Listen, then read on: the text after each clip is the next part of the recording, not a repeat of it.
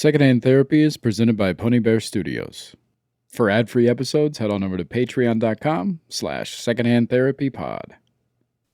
If you're interested in having the best time of your life, you should go ahead and check out our new sponsor, Psychic Source. Oh, buddy, I cannot wait. Dude. I'm trying to talk to dead people. Do they do that? They do mediums. They got mediums. All right, I'll take a large medium. All right, so here's the thing. Daddy already did it. Okay.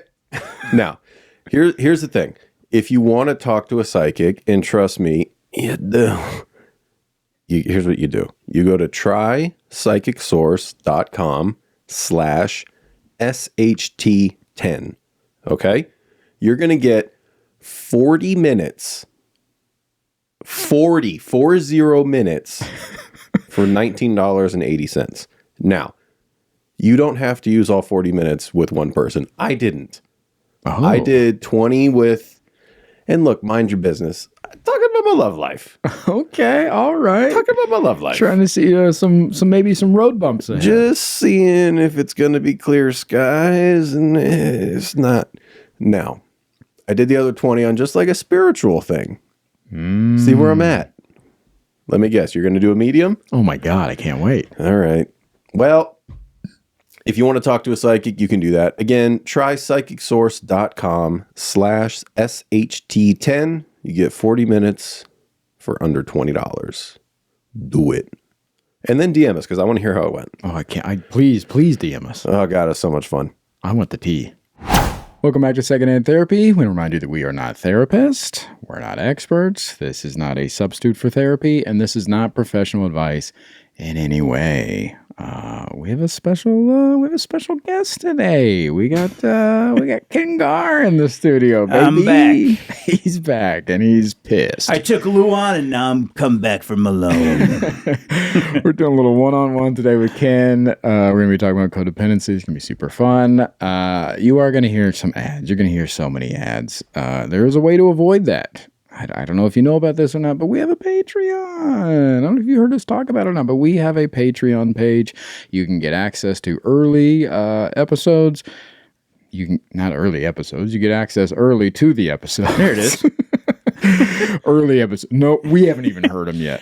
We did. We recorded them in 1852. They're the earliest recordings. You get early access to episodes. You get access to our bonus podcast called The Other Shit Show, which is our non-therapy podcast, probably the better show. And you get merch discounts. You get live hangouts. We just did one. So if you're not on Patreon, you just missed one. We just hung out with everybody. And we did it in a little chat room, and we were vibing, and it was cool. You missed out. There's tons of stuff on there. Go to Patreon. Sign up. Ad-free episodes, all the stuff I just mentioned. Also, I wrote a book. A book is out there. It's up for pre-order. You can get it on velvettigerbooks.com if you want, and I'll sign it. And you get stickers and bookmarks and all kinds of good stuff there. Quite the confident salesman. Get it? Don't get it. It's fine. It. No, it'll bother you. Look, I don't want to bug you too much. If it's not a bother. It's the most codependent ad I've ever heard. Exactly. I mean, it's okay. Buy it. Don't buy it. Forget it. Don't buy it. Exactly. That's available. And also you can reach out. You can send us stuff. We have a P.O. box. You can send us physical things, or you can send us digital things. You can send us little text messages and voice memos. And sometimes we talk about them on air. And all that information is in the bio. I think I covered everything. Sounds like it. I know I'm going to listen to this back and be like, fuck. Yeah, of course. I mean, that's how it always is. Don't look back. You know what? Eyes forward. If I miss something, don't tell Lou. Okay? Do me a favor. Just say he fucking knocked it out. He killed it. We don't want you to get grounded. Yeah, exactly. Let's get into the episode. We love you. Thank you for being here. I don't know why you're still here. Go to Patreon. Hello, my little bear cubs, and welcome back. Secondhand Therapy.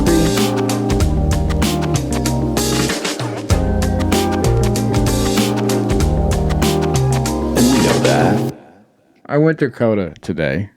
Okay. And I haven't been going as much.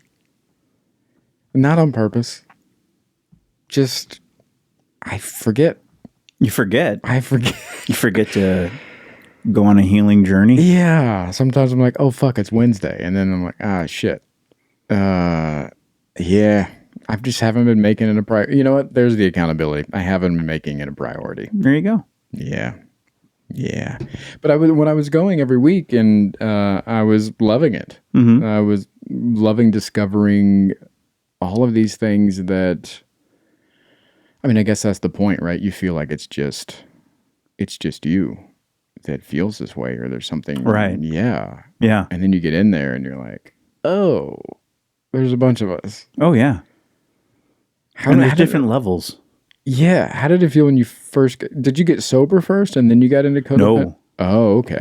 So you were in Coda first. Yeah. Yeah. So years ago, I was in therapy, and my therapist, he introduced me to the idea of Coda and Codependence Anonymous. And codependency, really. And I'm like, this isn't it. And then he's like, let's talk about alcoholism. I'm like, that can't be it either. So I paid him like all this money, and he like just gave me the answers, eventually. Yeah. But I wasn't ready to hear it. Went through a really, really bad breakup. And I remember he had mentioned Coda, and I was just like desperate for not wanting to feel this way anymore. Yeah. And so I was just like, it was a Saturday morning meeting, and I was just like, I'm going to go. And like the minute I sat down, I was like, these are my people. Yeah. This is my language. I remember somebody had dropped a pen on the floor, and I remember just staring at the pen like, I should find this. Whose pen is this? They probably missed this pen, and going like, oh, this is, and then just hearing some stories, I met my sponsor that day. He talked, and I'm like, that's the guy. And I just walked up to him after the meeting. I was desperate. I needed help real bad. Yeah. And so I didn't waste any time. Got the workbook, started with him right away, and met weekly, went through the steps, and still didn't get relief. Still met another like toxic person. We restarted the steps because he's like, yeah, I'm gonna take it back to 1. He's like, you're not getting it. I was like, no, man, but she's like the love of my life. I meant the 14th love of my life. Yeah. What? That's what I get. That's what I'm kind of hung up on is the steps. The thing that you're there to do? You're there to do, yeah. So let me get this straight. You're not going to meetings, and you don't want to do the steps. Sounds like you've got a great program in place there, Michael. It's not that I don't want to do the steps. Sure. I don't understand how, because some of them are like, apologize to people that you've affected with this and that. And I'm like, yeah, and I don't really know what that looks like without. You're getting way ahead of yourself. Yeah. So first of all, you have to get a sponsor. You can't. I knew what you were going to do. Like when you got the workbook, I'm like, he's going to try to do this himself. Yeah, I've been filling out the workbook by myself. Of course, you can't. You have to get a sponsor. I'm the most anti-codependent. Right. Like, I got it. Yeah. I don't need anybody, but I do.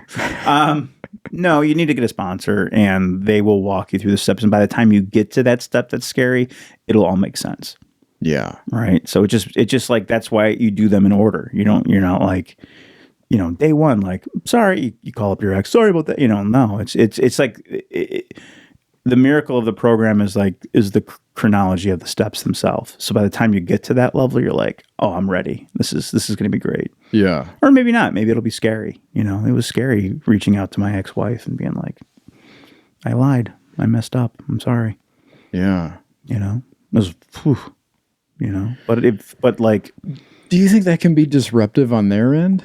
You don't, that's why you have a sponsor, because you go through each name, right? And you go, the step is like, unless it would affect them in a negative way, right? So it's like if you slept with a married woman, for example, like you wouldn't reach out to her and be like, I'm sorry, let me get your husband on the phone. Like you wouldn't, interfere with that, or if someone had put a boundary on you and been like, yeah, I don't want to talk to you or see you ever again, then you're like, all right, cool, that's the boundary, right? Right. So, but this is such a weird, it's not a weird program. It's such a cool thing. It's like, you might run into somebody in the airport and be like, hey, I gotta tell you I'm sorry for, and what you're doing is you're just, and again, I don't want to get ahead of ourselves on this thing, but like, to make it less scary, you're just like you're taking accountability for the things that you did in the relationship. It doesn't mean that this person isn't toxic.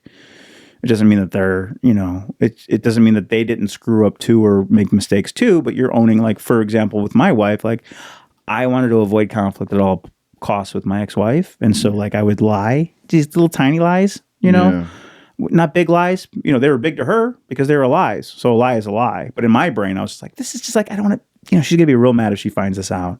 Yeah. So I would like lie. And then all of a sudden it's just like she would find out because I'm a guy and we're dumb and we're not good at lying. I'm not good at lying at all. I've got to tell. It's insane. But I had to own that thing because those little lies added up to betrayal, right? Or they added up to me not being trustworthy in our marriage.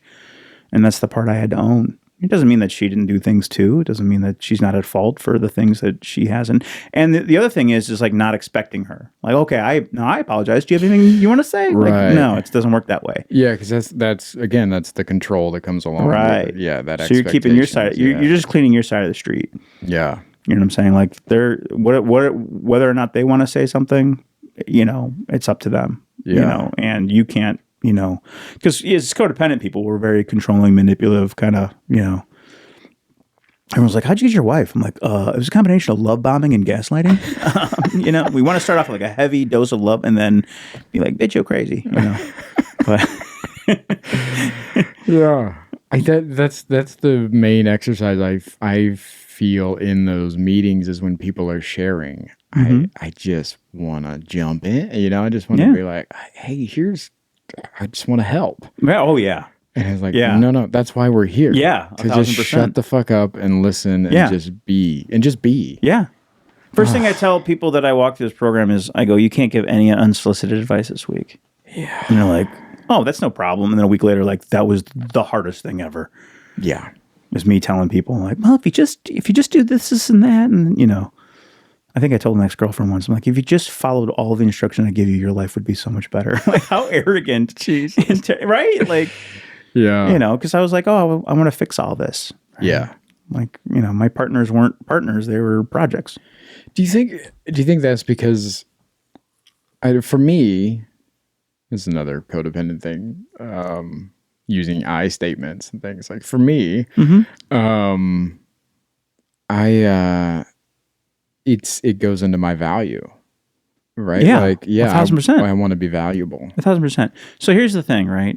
So for those of you who might be new to codependency, like this is so basically you make people your higher power, right? So it's an addiction, just like alcohol. So instead of alcohol being your higher power, it's people and relationships. It could be a boss. It could be a cousin. It could be a friend. Most likely it's a partner, a boyfriend, girlfriend, whatever.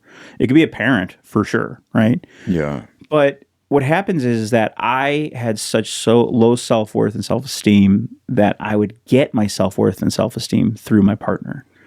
But that's not healthy, right? Like I have to stand on my own 2 feet and feel good about who I am as a person. Yeah. But in order to like get this person to give me the fix that I need, which is like, you're so handsome, you're the best boyfriend ever, like you have to do all this like enmeshing and controlling and manipulation and like all these things to get them to stay. Because once they're there, like you don't want to deal with a breakup because now you're literally losing your God, this higher power in your life. Yeah. And so, what you have to do is find the value in yourself and find the self-worth and pass. Yeah, right. hard pass. Hey, you know what? I think we're done here. Yeah. Gross. This has been the shortest episode of Secondhand Therapy. Yeah, that.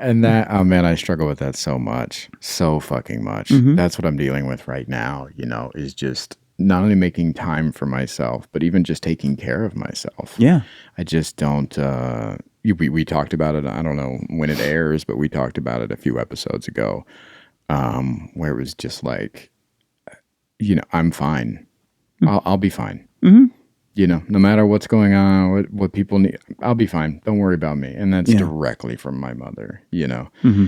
And I don't know how to change that mindset of don't worry about me to like, I'm important and I should care about me. Well, it starts with rigorous honesty, right? So Again, hard pass. Oh, fuck. So I made a commitment, especially when I got sober, to never lie again. Do I ever? Yes, every once in a while. I could probably tell you the last 3 times I lied over the last 5 years, but it begins with rigorous honesty, and the rigorous honesty with yourself, right? So you might change that statement to be like, I might not be fine. Yeah. Right? Like, so if you're saying I'll be fine, like you're not being honest with yourself. Yeah. Because you don't know that, right? And so for me, like everything in my life changed when I made a commitment to be an honest person through and through. Because what happens is like I'm married and I could maybe remember 2 times I lied to my wife, and now I like immediately confess right afterwards, because what that does is it gives you self-worth. And I'm not calling you a liar, man. But my point is like, we do a lot of lying to ourselves about how we are and who we are. Yeah. You know what I'm saying? And so like that takes away from our self-worth because it takes away from our identity. So like in relationships, I would wear all these masks. I'm the coolest guy in the room. I'm the Ken Gar. Yeah. Well, inside I'm like this little kid, like screaming for just attention and validation. Right. And so like, once I got rid of those masks and once I started being honest with myself about who I am and being honest with my partners and the people around me, life gets so much easier because you don't have to keep track of the lies. You don't have to keep track of, you're not manipulating people to get a certain feeling out of them. And so for me, self-worth, self-value started with rigorous honesty with myself. Hey, I'm not okay. Yeah. I'm not okay. I'm not doing well. I'm not healthy right now. I just had that conversation with my wife a couple weeks ago. I'm not good right now. I'm in it right now. You know what I'm saying? And like, because I want her to have all the information, because I don't want her to feel insecure in our marriage. So I'll be like, hey, her father passed away in May of last year. And like that automatically put me into a caretaker role. Yeah. You got to be careful with that shit. Because like then she could become my higher power versus my partner. What do boundaries look like in that situation where you want to show up for somebody, you want to help, but you also don't want to lose yourself in that? So that's that's probably the most challenging thing about codependent recovery is, right? Like, so we're going to preach like, hey, like be of service to other people. Right. Well, how do you be of service without losing yourself? Right. Yeah. Here's the difference is the expectation in return. Right. So like I did the dishes, I did the laundry. All I did was ask you to mop and you couldn't mop. Right. So like, but the expectation is I'm going to do these dishes. I'm going to do this laundry.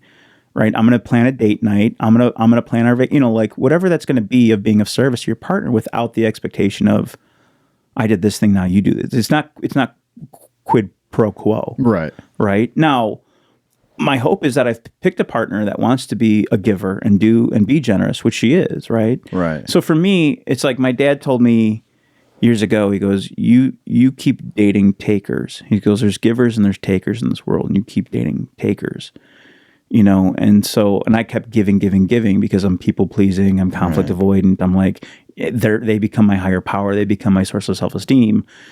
And of course they're like, of course I'm not picking the healthy people for that, because that would mean intimacy. Right. And we're trying to avoid intimacy at all costs. I just want you here next to me. That's my girlfriend. Girlfriend is status. I have a hot girlfriend. That means that I'm hot. That means that I'm, you know what I mean? Yeah, it's validation. Versus like, this is my partner and she is a safe, haven for me. And she is a supporter and she's generous and she is loving. Like, oh, that's scary. Because what if I lose that? Yeah. Oh my God. Right. And so I had to literally. Fuck. I just learned something new. I didn't know that part of it. Right. You have to learn. Fuck. You have to learn what intimacy is. Yeah. And build it from the ground up. Because, and I won't speak for you, but I've been intimacy avoidant my whole life. And as a guy in your 20s, like intimacy, that means sex, right? No, it has nothing to do with that. Yeah. Right? It means like last week me wanting to have sex with my wife and her going like, can we just cuddle? And being like, yeah, that sounds great. Versus like, come on, like, yeah, okay, that's what her needs and wants are right now. and that's okay. Like we're going to like be okay. Or my wife, the sexiest thing I can do for her is fill her water bottle. Dude, I fill her water bottle and she's just like, my man. Right? These little acts of my guy. Right. Like these little acts of service that just these little things that you do, and I don't expect anything in return. That's the critical part. But when you are in a healthy relationship and when you're with the right partner, like they're not taking advantage of that. Now, when you're in your codependent state and maybe you're dating or married to toxic people, like, you're waiting on them hand and foot, and the power isn't, the power in the relationship isn't balanced. Yeah. I have a balanced relationship. Yeah. And I agree. Like, I think that love lives in the little things. Absolutely. It's not these big sweeping grand gestures of whatever. Love lives in little things. No. Yeah. Yeah, that's so interesting about intimacy. Just a few weeks ago, I guess it's been almost a month now. I asked my therapist, I was like, what is love?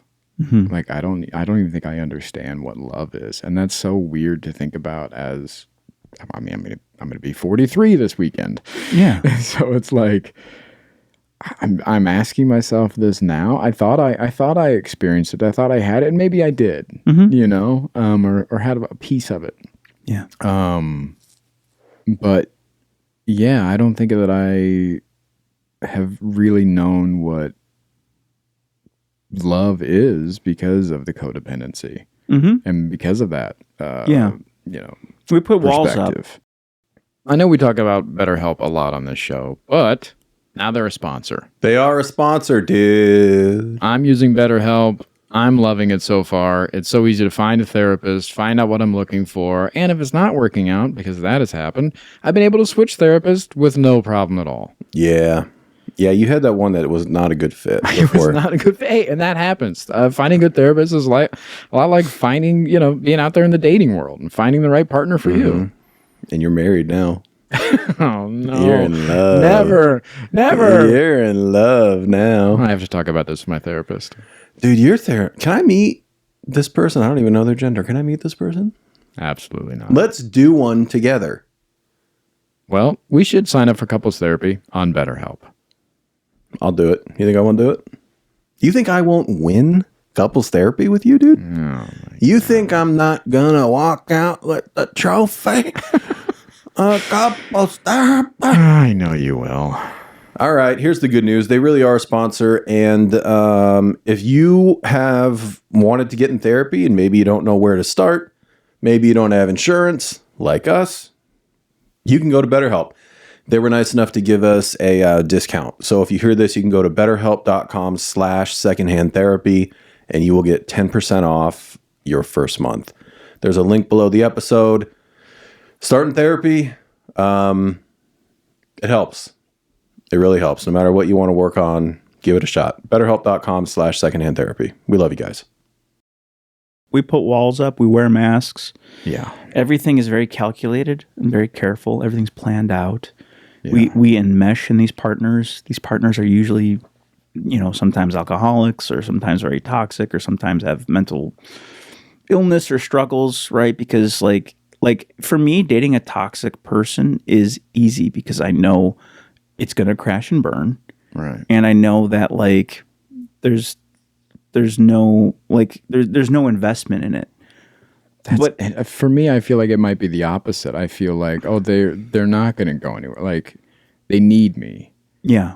They need me to help. Like, I'm here to help. Oh, absolutely. Yeah, and so they're not going to leave. Yeah, but then you fix them in Malone's repair shop, and then they're like, "Hey, man, thanks a lot," and then they take off, and you're like, "Well, what just happened?" Yeah. Like I always make this joke, like I can't tell you how many resumes I've updated for some of these girls. Like, let's get your resume in order. Come on, let's get this. I'll send them out. I'll send out 50 resumes for you. Like, because once you get a job, like you're gonna feel great. Yeah.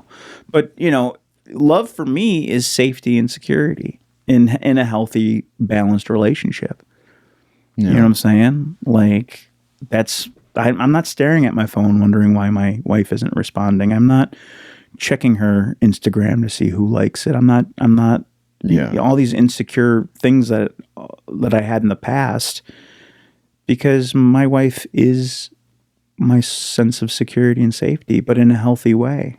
Yeah. And we have like true intimacy together.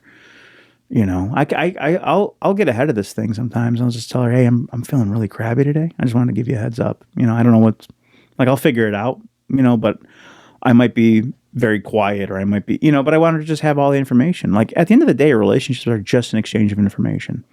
Yeah. That's all it is. Every single day I make a decision whether or not I'm going to continue to be her husband, every day. Just like she makes a decision every day whether or not she's going to be with my wife based on the information that we're sharing with each other. Yeah. You know what I'm saying? So like, it's not a choose your own adventure. It's not like, well, if you choose this, like it's every day we make that choice to be together and build this relationship together. But the intimacy was a very difficult thing for me to understand.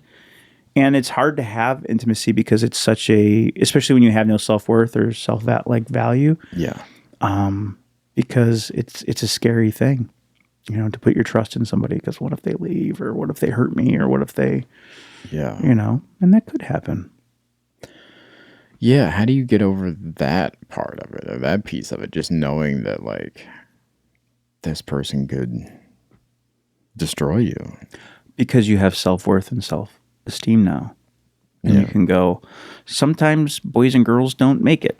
Sometimes girls and girls are boys, whatever, but sometimes relationships end. You know what I mean? But because I have an identity, and because I know who I am, and because I have self-worth, like I know that, I'm going to find a new partner and it's going to be okay. Yeah. You know what I'm saying? Or I might just be okay on my own, and that's going to be okay too. Whereas in the past, when I was in my codependence and I was not well, my whole world was crumbling. I'd drive by houses at 6 a.m. seeing if they're there still.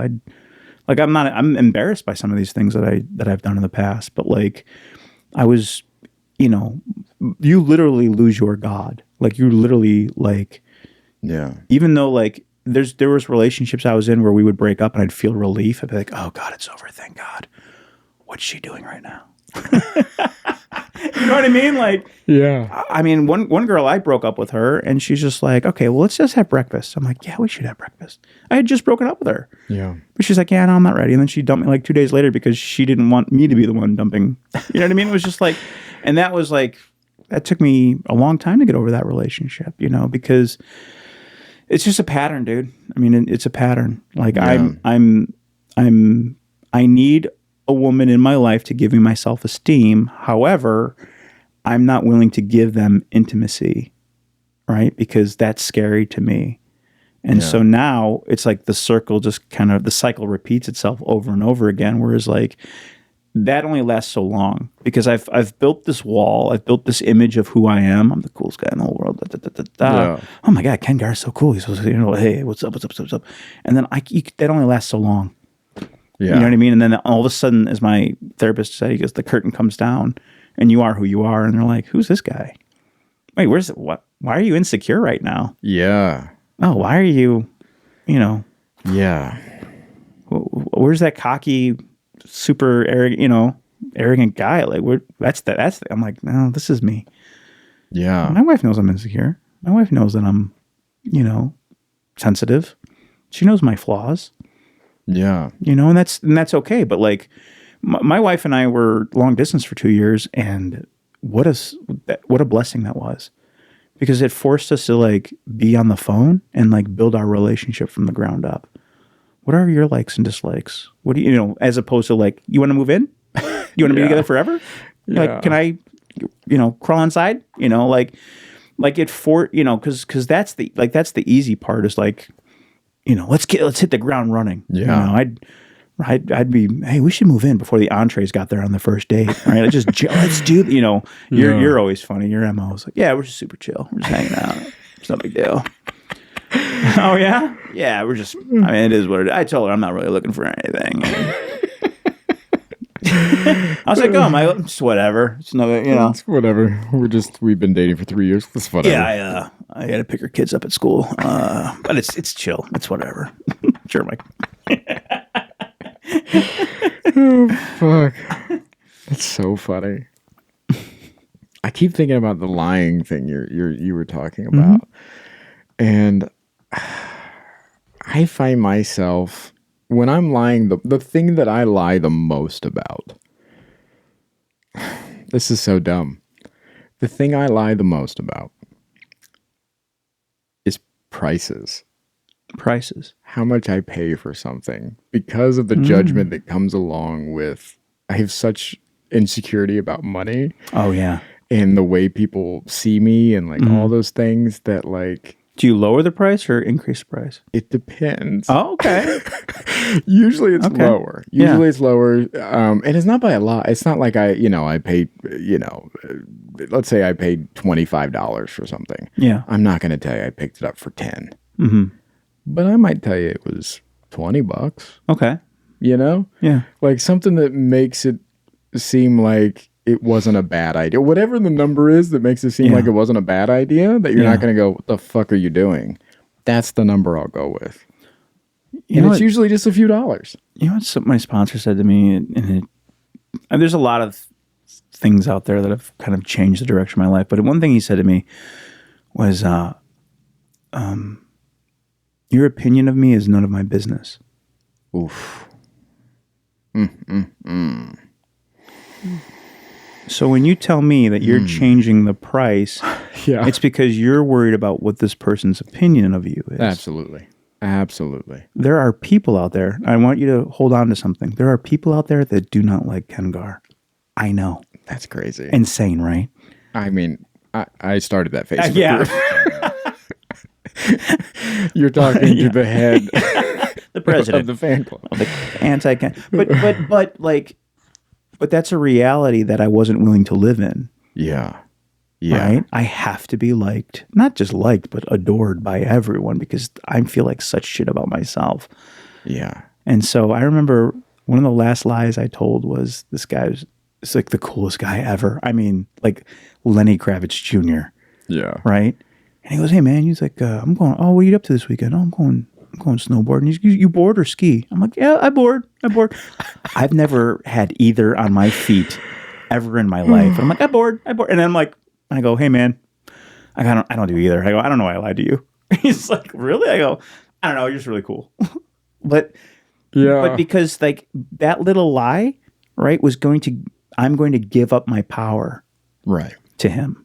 Yeah. You know what I'm saying? Because now he's trying to bring you into this. He doesn't get to know the real me. Right. Yeah. And that's what this is about. This lying is about. I feel like such a piece of shit about who I am as a person that I'm not willing to let you know who the true person is, who the real Kengar is. Yeah. You know what I'm saying? And it's like now your opinion of me is none of my business. Yeah. I don't, I'm not here to like make the world happy. Like all I'm trying to do is like be a good person. And I'll go on a little tangent here. If you want to truly understand codependence, watch The Office. Steve Carell's character, Michael Scott, is the most codependent person. He is. I want to do a podcast just on that. Just pull up scenes. Yeah, just dissect. When he's dating Jan, Oh. That is a codependent relationship. When he is like not willing to give the bad news to everyone because he's afraid of what people are going to think. Like all Michael Scott cares about is what people think about him. Mm-hmm. And my whole life and every single day in my life is just a series of letting go of shit that doesn't matter. Right. And so, I do it almost on an hourly basis where I just let stuff go. And I have to because if I worry about what the whole world thinks about me, then I'm not going to live my own life. What kind of life is that? How do you get there though? How do you get to, maybe somebody out there is listening and they're having problems with that. Mm-hmm. How do you get to that point of being able to let go? I did it through a 12-step program. Yeah. Right. And so and it's a spiritual program, and this isn't about Jesus and God. This is about like, I'm able to let go because I believe that there is something in this universe that is bigger than me. Right. And that I can have trust and faith in that thing, whatever that thing is. You can call it the universe, you can call it nature, you can call it God, you can call it Buddha, you can call it whatever you want to call it. But when I try to drive this machine, like I end up crashing into a wall. Yeah. You know what I'm saying? And so I'm just able to let go. So I had this, I don't know, I guess they call it the awakening, right? Mm-hmm. I'm driving down Ventura Boulevard one day, and this guy cut me off. And I was in the middle of this whole journey. Yeah. And I got mad. You know. Then all of a sudden, another dude, I'm not even kidding you, 15 seconds later, cuts me off. And we pull up to the red light, and I put my arms up like this, and he gives me the finger.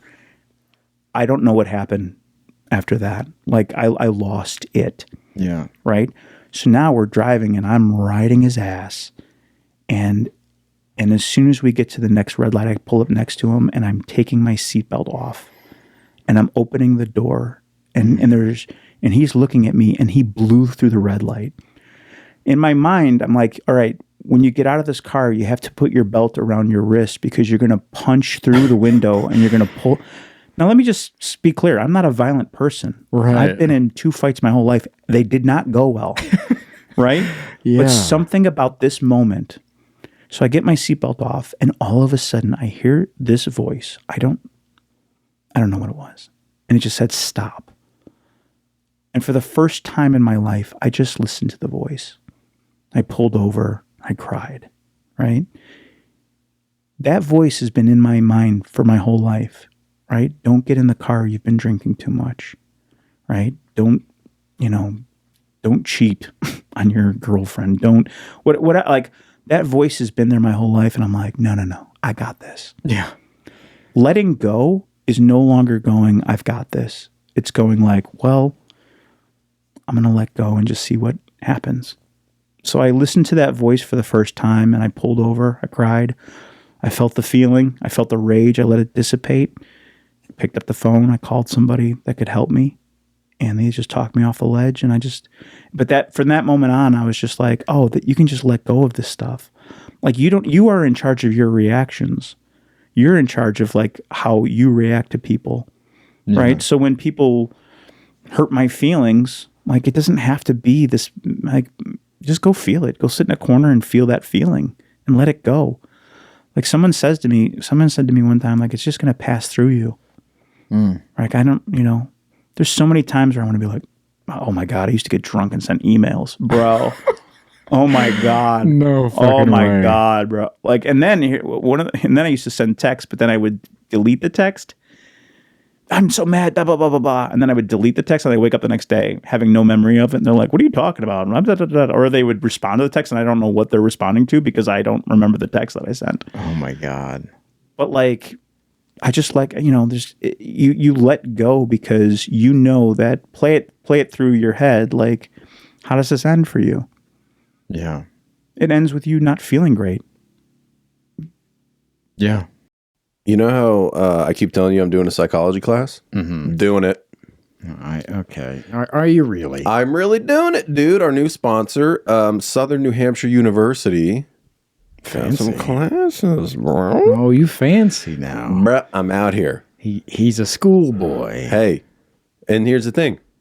If you're like me and you're just like, dude, I like learning stuff sometimes. Mm-hmm. SNHU, go learn some stuff. If you were like me in the past, maybe you feel a little stuck in your career, you want to start a new thing. SNHU. What about you? I mean, I love to learn. Oh, God, he's never learned a I need thing. to do it more officially. He's never learned a thing. Anyway, if you want to check out SNHU and you want to see what kind of programs they have, you can go to snhu.edu/SHT and you can request more information. It costs nothing to request more information. It's a great way to support the podcast. Learn some stuff. Start a new career. Do whatever you need. Go back to school. snhu.edu/SHT. There's also a link in the episode description. Get some info. Start some learning. You're welcome. Yeah, I just struggle so much with like letting go, and I don't know what it is. Like, if I'm hurt, I want you to know that I'm hurt. And that doesn't do anything. You know what I mean? Like, what does that do? But exactly. So what I would say is, so I developed a bunch of survival skills in my childhood, right, that serve no purpose in my adulthood. Yeah. Right. I grew up in a family where, and I have very loving, amazing parents, right? I really, truly do. But we weren't allowed to discuss our feelings, really. Like, I can't be like, I'm mad at you, Mom. She did not care. I am the mother. Yeah. Right. And so I kind of grew up like very shielded in regards to sharing my emotions. And so you develop some of these survival skills of people pleasing, of conflict avoidant, of just to survive. Yeah. Right. You get into adulthood and like that doesn't serve a purpose anymore. So I went through a 12-step program that helps me have the tools. So you and I get into a conflict. You and I were talking about this the other day, right? You canceled plans last Friday or something like that. Yeah. When people cancel plans on me, right, I take it personally at first because now I have to deal with the fact that I have to find something else to do, right? Mm-hmm. Now, most people, normal people in the world, be like, yeah, man, just go play some video games, go to a movie, But me, it's just like, now what? You know what I mean? And so like, man, am I mad at Michael? I can't believe he's so flaky. Oh my God, I hate when he he doesn't really want to be my friend. I've been here in Las Vegas for 6 weeks and he doesn't want to hang. None of this is true, right? But this is the initial thoughts in my brain. Yeah. Now, if I were to react to that, right, which a lot of codependents do, they react to that. Mike, this sucks, dude. Why would I was really looking forward to whatever, right? Or I can just wait. I can journal. I can call another codependent and say, these are my feelings. I can pray. I can meditate. I can just sit there. Yeah. And think about all the great things that we have about our friendship. Well, Michael loves me. Michael's one of my closest friends. Michael works during the day. I don't, right? I work at night. You know what I mean? Like, Michael's got a lot going on. But you'd go 10, 15 years ago, you would have got that. Not only that, I would have gotten drunk that night and then fired off that. Yeah. I need the liquid courage to be able to, and now I'm standing up for myself.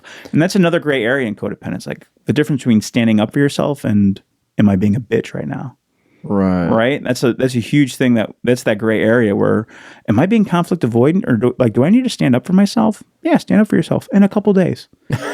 Right? Meaning I know that my initial reaction to somebody said this once and I love this.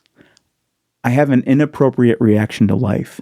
Mm-hmm. I love that. That's another thing that changed my whole perspective on things. I have an inappropriate reaction to life. Yeah. Meaning when something happens, Michael cancels our day together. Like my initial reaction is probably wrong or extremely exponential. It's bigger than it needs to be. Yeah. Right. And so I need to get that thought from the sick part of my brain to the healthy part of my brain, which has the self-esteem and has the self-worth, and be like, this doesn't end your friendship with Michael.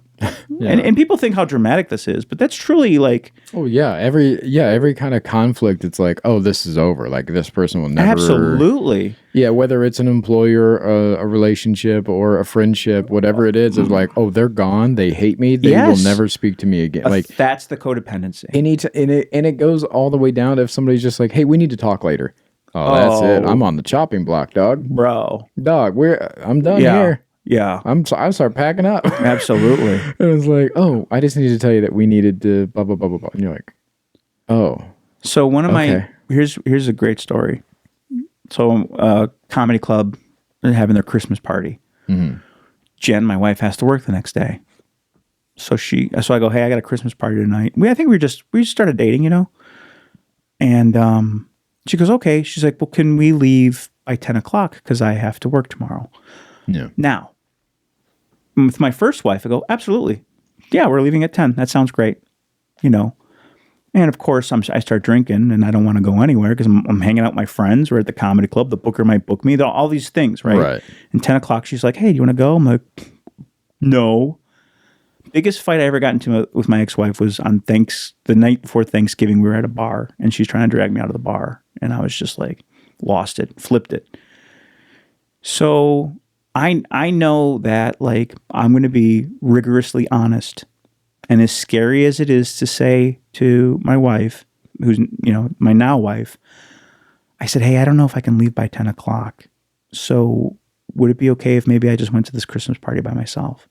That's scary. Yeah, I'm already like, hey, don't say that. Yeah. Right. I'm like, hey. Now, if you're a normal person, you think I'm a weirdo right now, and that's okay. But like to a codependent person, this is a scary thing, because what if she gets mad? And what if? Can we just time out real quick? Yeah. Like the amount of times that I just say yes to things because it's so hard to say no. Hey, you want to go to the store? Yep. Yeah. Hey, you want to do that? Yep.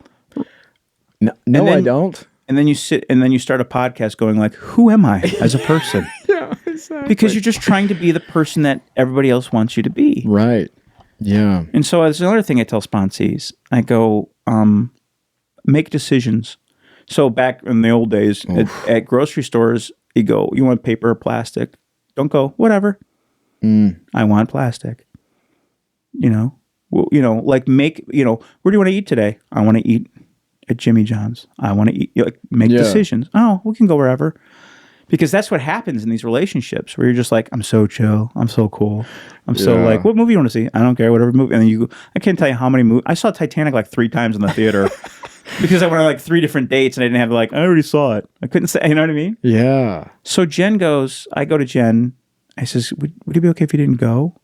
And she's like, oh, you don't want to leave by 10? I go, I don't want to commit to leaving by 10 because I know in the past I've done that, and I don't want to do that. So she goes, yeah, no problem. Yeah, no problem. Yeah, no problem. Because I'm with a healthy person. I'm not with an insecure person who's like, why you want to go without me? Da, da, da, da. And so I go to the party. Guess what time I left? 10. Not because I felt bad, but because like, there's not really much going on here. And I want to go hang out with my one-day wife. Yeah. Like it was just, and it really was like that. It was just like, another example was she came to Vegas. I'm performing in Vegas, and we hadn't seen each other long distance. We hadn't seen each other probably in a month, maybe 2 or 3 weeks. I don't know. I got to take a nap before the show. Right. But now my codependent is like, bro, you haven't seen her for a couple of weeks. She flew all this way to see you. Like, yeah. And I go to her, I know this is going to sound weird. I'm like, but I got to take a nap. And she's a normal person. She's like, okay, take a nap. But to a codependent person, you're like, she's going to get so mad. She's going to be so mad at me if I flew all this way. And if you're with a toxic person or if you're in the wrong relationship, they say those things. Yeah. Jen never brings up the past. She never does that. Well, you did this. Never. Right. Dude, when I'm mad, she goes, first of all, I'm sorry. And second of all, what happened? Now, when my wife and I have conflict, to me, I know that the center of the conflict is that we are not communicating correctly. That is it. Yeah. Because she loves me, and she is my safety net. She is my source of security and safety that I don't question. Yeah. So if there's something wrong, we're not jiving on the communication front. I'm not giving her the information, or she's not giving me the information. That's all we got to figure out. Yeah. Anytime her and I argue, it's not even an argument. It's just like, what's going on here? What do we got? Oh, you did because I said that. And you go, okay, gotcha. Yeah. Okay. In the future, blah, blah, blah, blah, blah, blah, blah. Okay. Yeah. That works for us. That's it. Yeah. Now, what you have to do if you want to recover from this is start saying the things that are hard to say. Yeah. Number one, that builds intimacy with that person, whether it's a friend, whether it's, you know what I'm saying? So if you're feeling the feeling, first of all, give it a minute, right? I'm mad at so-and-so. Okay, let's give it a minute. Give it a day. Give it a day. Call somebody. Journal about it. Pray about it. Meditate about it. Well, do something. But get it to that side of the brain that maybe has a little bit of logic, reason, serenity, peace. You know what I'm saying? If you have to say the thing you have to say, then do it with kindness. Hey man, I want to talk to you about this thing. It's been bothering me for a couple of days. you said such and such, and I just want to understand that a little bit. Yeah. My dad said to me, when you fall off the wagon, I want you to remember blah, blah, blah, blah, blah. And I was like, we're going to sit with that for a minute.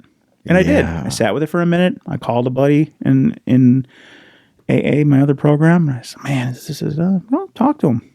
I said, Dad, I go, man, it's really bothered me the other day. You're my hero. And you said, when you fall off the wagon, I'm so sorry. He goes, most of the people that I know at some point have. And he goes, that's just my experience with it. That doesn't mean you're going to. And I'm, you know what I mean? Like, yeah. We had this intimate moment with my father. My father was the kind of guy who's, my mom was like, wait till your father gets home. He came in swinging. My father didn't beat me. He was very fair and appropriate with his punishments, but like he was the guy. Yeah. Yeah. Mom wasn't spanking us. You got to wait till dad gets home in 24 hours. So think about that, right? Yeah. So I'm not going to paint this picture of my dad as being anything but a great dad, but he was dishing out the punishment. You know what I'm saying? And so for me to have that intimate moment with him and be like, yeah, it really bothered me was a very scary thing to do because you don't tell your father that hurt my feelings. Like he gets to hurt my feelings. He's my father. Yeah. No, not when you become an adult. And you can just have these and that's you do these little moments of intimacy and you build up this self-esteem and this self-worth.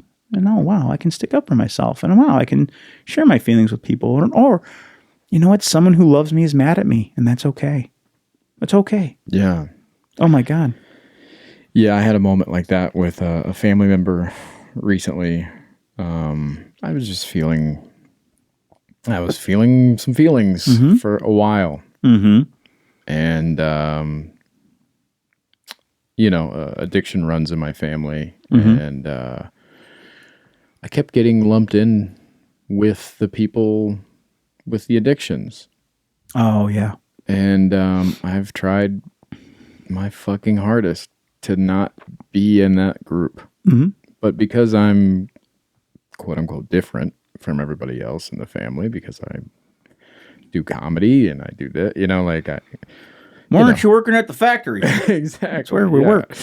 Yeah, I'm not doing the things that everybody else is doing or that they, whatever. I get lumped in with the others. Mm-hmm. And this over the holidays, it was the first time I stuck up for myself. And I was like, hey, I'm not like them. Mm-hmm. And I've spent my whole life trying not to be like them. Mm-hmm. And that's hurtful that you think that I am. Yeah. And like, how'd they react? Don't do that anymore. Yeah. I'm so sorry. I didn't know that I was doing that. That's right. Not I love you. And, Yeah. How'd you feel afterwards? Great. Right? Incredible. Yeah. It was like, oh, okay. Because this person also like had a lot of power over me, and, it's an elder and this and that. And I don't have a lot of family left and whatever. And so it was like, oh, this is terrifying. Yeah. And it was one of those moments like you say what you say and you're like, however this ends. Right. That's how it ends. Yeah. This person might be mad at me. Yeah. And those are new feelings for me, is this person might be mad at me or this person might be upset or this might not be perfect or they might see me in a way that's not presentable. Well, wait till I tell them how much I got this T-shirt for. They'll really hate me, bro. They'll be like, "This guy's got to go." A lot of times, I say right before I just have this conversation, I go, "Here we go," and it's a leap of faith. Yeah. At first, it's like, "Here we go." I know if I don't say this to my wife, that I'm going to be passive aggressive with her. Yeah. Why is there pulp in this orange juice? That kind of. Yeah. And I know that. Like, I here we go. I got to say this thing. And a lot of times I'll say to Jen, I go, I got to say this thing right now. And she goes, okay, here we go. Yeah. You know what I mean? And so I have to say, I have to. Now, I've done some work behind it. Yeah. Is my reaction justified? Is it fair? You know what I mean? What's my part in this? Right. Could I have done, you know what I mean? So but these knee-jerk reactions, they don't serve a purpose anymore because usually they're destructive. Yeah. I can't tell you how many relationships I've blown up just because, like, you know, I didn't want to have that intimacy. I didn't want to have that tough conversation. Yeah. My last relationship was probably my healthiest one because not only were they great, but also that I was, for the first time, having moments like that where it's like, hey, I need to say something right now. Yeah. You know, and she's like, okay. Yeah. And I was like, ugh, and she's like, all right. And it was like one of those things where never would I ever in past relationships, it's just go be hurt for a little while. Don't let them see you. And then be passive aggressive or hold that resentment in. Oh, yeah. Oh my God. And it just builds like a cancer inside you. Oh my God. Yeah. And then, you know, and then little things trip you up. Yeah. Like you're right. Yeah. And you pulled that from your childhood.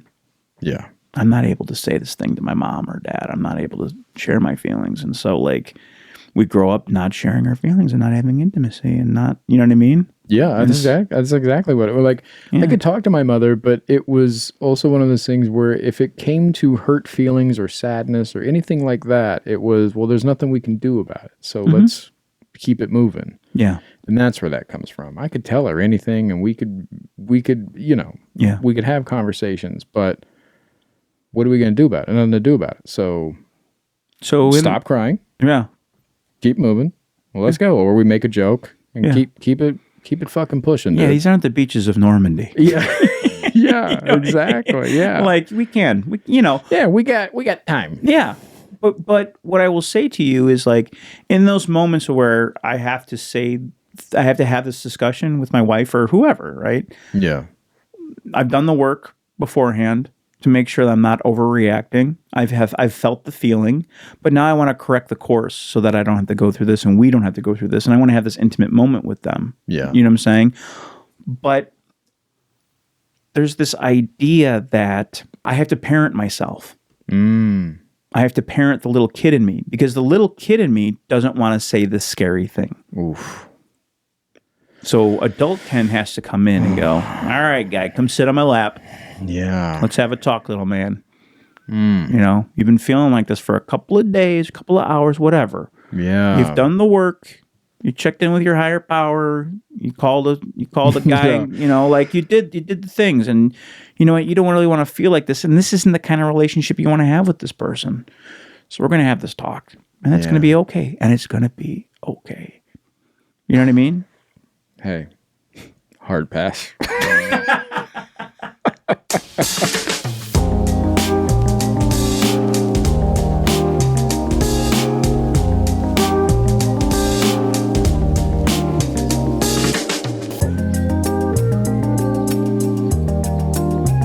And we know that. Grrr. Jesus. That's a bear. It's not.